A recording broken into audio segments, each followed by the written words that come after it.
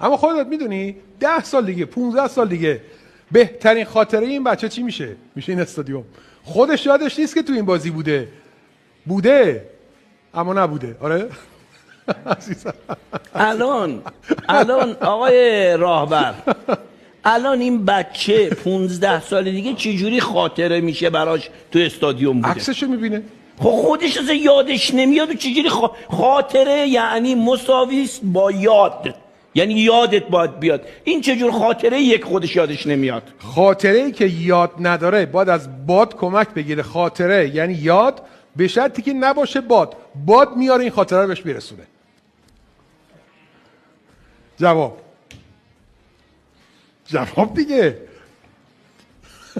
سکوت. جواب سکوت. خیلی خوب. به حال قشنگ بود دیگه، خودت دیگه. حالا این شوخی‌ها به کنار، ولی کار قشنگیه. آقا من الان نگفتم کار قشنگ. من الان کپ میشه یه بار دیگه بگی باد میاد بعد چی میشه؟ آقا جواد باد میاد گفتی چی میشه؟ خب میاد شاعر که به تنگ آید قافیه به فلان آید. گفتم یه چیزی همراه اون حرفت بسازم که قافیه دار باشه، فقط همین.